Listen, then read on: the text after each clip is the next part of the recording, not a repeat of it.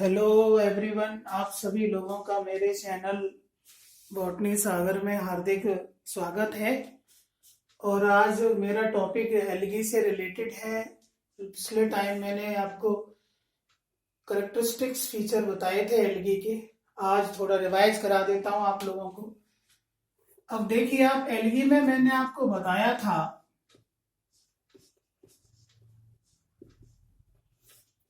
कि स्टडी को हम बोलते हैं क्या, algology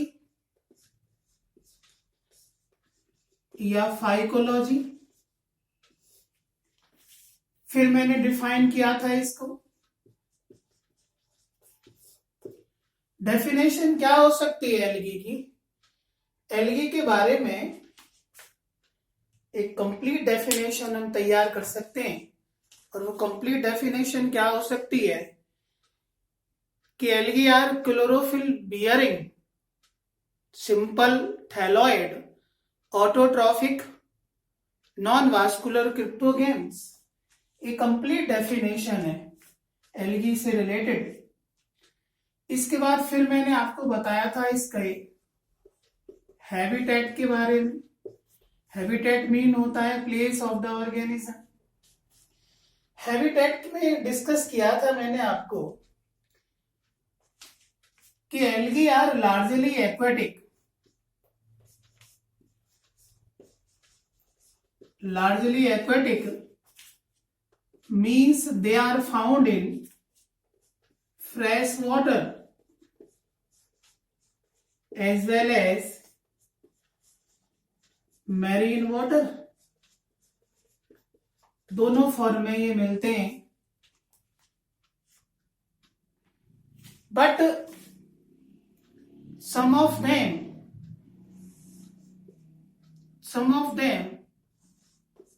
found in other habitats, some of them found in other habitats like soil, wood,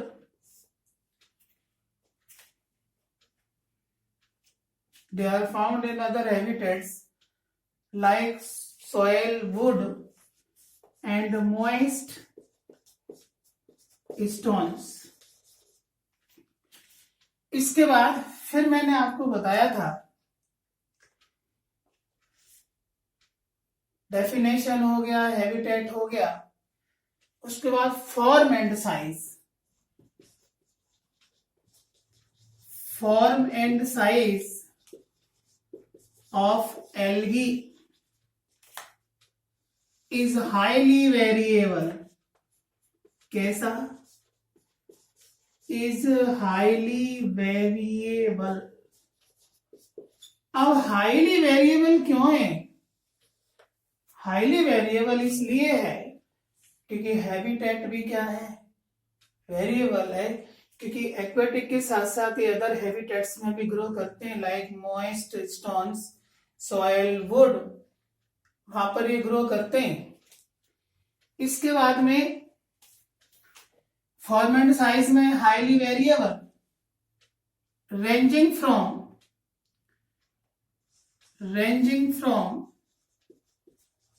colonial forms to filamentous form।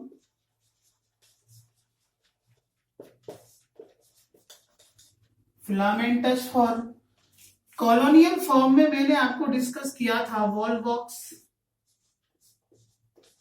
उसको हम कॉलोनियल एल्गी भी बोलते हैं। फिलामेंटस फॉर्म्स में दो एग्जांपल आपको लर्न करने, एक यूलोथ्रिक्स, एक लर्न रखना है स्पाइरोगायरा।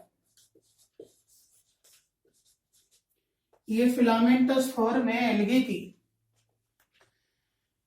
इसके बाद में बाकी यूनिसेल्युलरिटी टू मल्टीसेल्युलरिटी इनके अंदर मिलती ही है। मोस्टली मल्टीसेल्युलर है एल्गी, लेकिन कुछ यूनिसेल्युलर हैं, स्पेशली क्लोरोफाइसी में कुछ रोडोफाइसी में भी हैं, लेकिन फियोफाइसी में मोस्टली मल्टीसेल्यूलर है। इसके बाद few algae forms massive body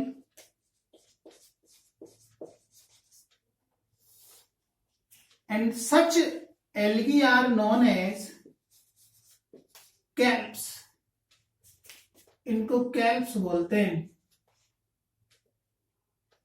kelps बोलते हैं, और ये ब्राउन एल्गी में आते हैं। जॉइंट एल्गी हैं, 100 मीटर हाइट तक ये हो जाते हैं सी के अंदर। इसके बाद फिर क्या बताया था मैंने आपको कि इन एल्गी का एसोसिएशन फंजाई के साथ भी होता है और एनिमल्स के साथ भी होता है। यदि इन एल्गी का एसोसिएशन फंजाई के साथ है तो that situation is called as symbiotic association, और इसका एग्जांपल है लाइकन। लाइकन एक्चुअली में ड्यूल ऑर्गेनिज्म है, एल्गी और फंजाई के कॉम्बिनेशन से ये डेवलप होते हैं, और मेनली इस लाइकन फॉर्मेशन में क्लोरोफाइसी के एल्गी पार्टिसिपेट करते हैं। तो ये सिम्बायोटिक एसोसिएशन है, म्यूचुअलिज्म का एग्जांपल है ये लाइकन। और म्यूचुअलिज्म का मीन्स आप समझते हैं symbiotic association between two different species in which both are benefited with each other. तो ये इसके बाद फिर मैंने बताया था कि कुछ algae associated with the animals, और इसका एनसीईआरटी में एग्जांपल गिवन है स्लॉथ बियर। तो ये एसोसिएशन हो गया एल्गी का अदर ऑर्गेनिज्म के साथ में, फंजाई के साथ हो गया, लाइकन फॉर्म कर दिया। तो ये जनरल मैंने बताया था, और लास्ट में मैं ये डिस्कस कर रहा था कि रिप्रोडक्शन एल्गी के केस में सभी टाइप का रिप्रोडक्शन देखने को मिलता है। Means they are reproduced by vegetative reproduction, asexual reproduction and sexual reproduction. सभी टाइप का रिप्रोडक्शन एल्गियों में देखने को मिलता है।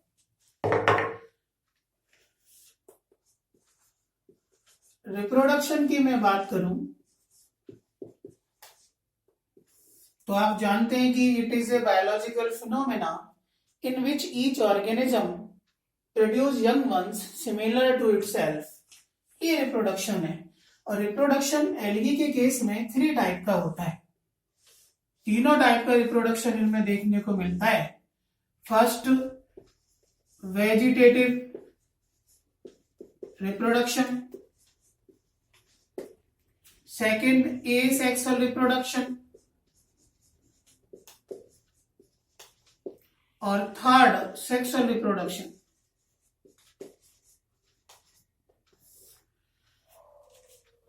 Vegetative reproduction is a type of reproduction in which parent body divides through many ways and give rise to new body. In algae, vegetative reproduction takes place by the process of fragmentation. Means fragmentation is a type of vegetative reproduction in which parent's body breaks up into fragments, and finally these fragments give rise to new body, that is new thallus. तो ये fragmentation के through algae reproduce करते हैं। इसके बाद में next मैं यहाँ बात करूं एसेक्सुअल रिप्रोडक्शन के बारे में। एसेक्सुअल रिप्रोडक्शन एल्गी के केस में it takes place with the help of different types of spores, different type of spores, and all these spores develop through mitosis, so they are also known as mitospores, and these spores develop inside a different type of the body, inside a sac-like structures, and finally they start germination and give rise to new body. अब spores various type के spores algae बनाते हैं। कुछ spores हैं जो favourable condition में बनते हैं, कुछ स्पोर्स अनफेवरेबल कंडीशन में बनते हैं। फेवरेबल कंडीशन में बनने वाला जो सबसे अच्छा स्पोर है एल्गी के केस में और फंजाई के केस में वो जू स्पोर्स एक स्ट्रक्चर है। ये मोटाइल स्ट्रक्चर होता है। मोटाइल क्यों है ये? क्योंकि फ्लैजेला इसमें प्रेजेंट होते हैं।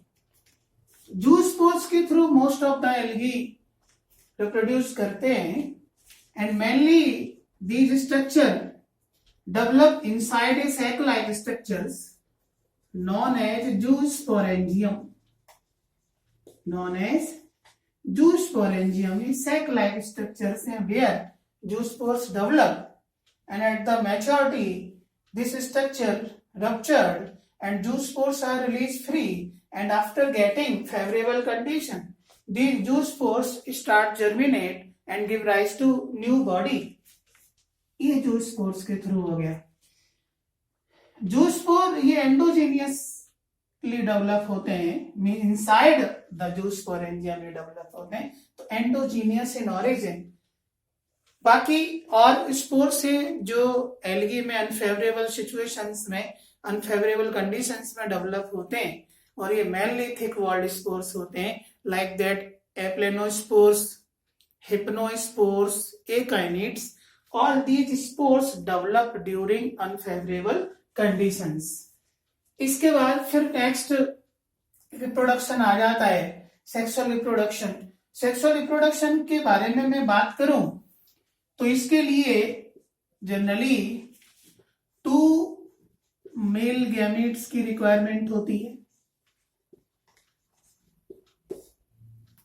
That coming from different stem या different parents. One is known as male gamete and other is known as female gamete. अब यहां हम डिस्कस करते हैं सेक्सुअल रिप्रोडक्शन को, तो 3 कैटेगरी में इसको डिस्कस किया जाता है, आइसोगैमस, एनाइसोगैमस एंड oogamous। और ये जो क्लासिफिकेशन हम सेक्सुअल रिप्रोडक्शन का कर रहे हैं ये on the basis of size of the gametes. तो जनरली सेक्सुअल रिप्रोडक्शन को हम 3 कैटेगरी में स्टडी करेंगे। एक इसमें आ जाएगा सेक्सुअल रिप्रोडक्शन में आइसोगैमस कंडीशन। आइसोगैमस में क्या है? आइसोगैमस कंडीशन में क्या होगा कि जो fusing gametes are similar in size. Isogamous में fusing gametes are similar in size.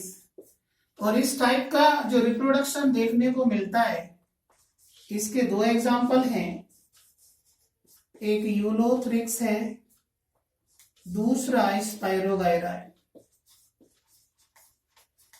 लेकिन इन दोनों में डिफरेंस ये है कि यूलोथ्रिक्स में जो फ्यूजिंग गैमीट्स हैं वो सिमिलर इन साइज के होते हैं। Fusing gametes similar in size and flagellated means motile, जबकि स्पायरोगायरा में जो फ्यूजिंग गैमेट्स हैं वो नॉन मोटाइल होते हैं क्योंकि वो नॉन फ्लैजिलेटेड होते हैं। इसके बाद दूसरी कंडीशन आ जाती है, यहां पर एनाइसोगैमस में fusing gametes dissimilar in size, और इसका एग्जाम्पल देखने को मिलता है हमें, एक क्लोरोफाइसी का मेंबर है यूडोरेना में जनरली एनाइसोगैमस टाइप का सेक्सुअल रिप्रोडक्शन देखने को मिलता है, और ये एक कॉलोनियल एल्गी है और काफी इंपॉर्टेंट है और एनसीईआरटी में इसको ऐड किया गया है। तीसरा जो एक टाइप है जो हमें पढ़ना है, थर्ड जो टाइप पढ़ना है वो थर्ड ये पढ़ना है oogamous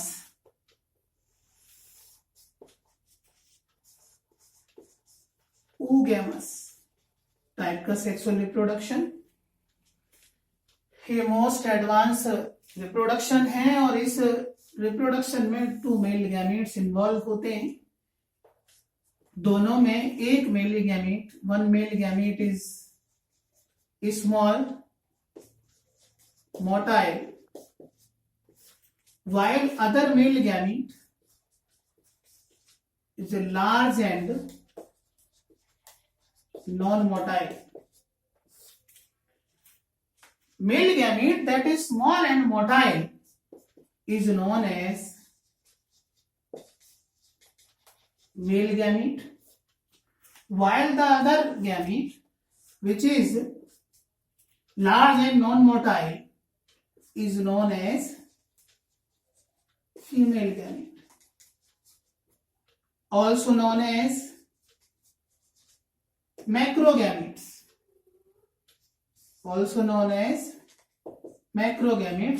while male gamete is also known as microgamete due to smaller in size. इस तरीके से ये दोनों गैमेट्स फॉर्म हो जाते हैं एंड फाइनली इनका फ्यूजन हो जाता है and that process is known as fertilization and as a result of which zygote is formed which is diploid in nature, and after that this zygote undergo meiosis, that is the zygotic meiosis, and convert into the spores, and finally these spores germinate and give rise to new body means new thallus. तो that is the oogamous type of the reproduction. तो ये reproduction के आपने को तीनों method समझ में आ गए होंगे कि जनरली वेजिटेटिव रिप्रोडक्शन में क्या है कि जो पेरेंट बॉडी होती है उसका पार्ट ही इन्वॉल्व होता है।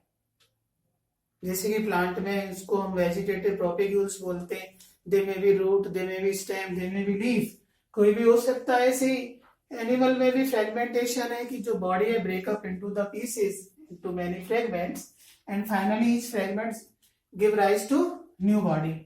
इसके बाद ए सेक्सुअल रिप्रोडक्शन में बताया था वेरियस टाइप की स्पोर्स इसमें पार्टिसिपेट करते हैं, लेकिन सबसे अच्छा एग्जांपल इसमें ध्यान रखना है आपको जू स्पोर्स के बारे में याद रखना है। और तीसरा सेक्सुअल रिप्रोडक्शन के बारे में आपको ध्यान रखना है कि इसमें 2 मेल गैमेट्स इन्वॉल्व होते हैं और इसके 3 मेथड देखने को मिलते हैं, आइसोगैमस, एनाइसोगैमस एंड oogamous।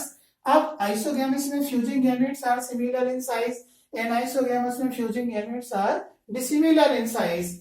इसके बाद oogamous में 1 gamete is smaller and motile, that is called as male gamete, while other gamete is large and non-motile, that is female gamete, and finally both the gametes fuses and that process is known as fertilization, that is also known as syngamy, and after that a diploid structure is formed that is called as zygote, and this zygote undergo meiosis and give rise to spores.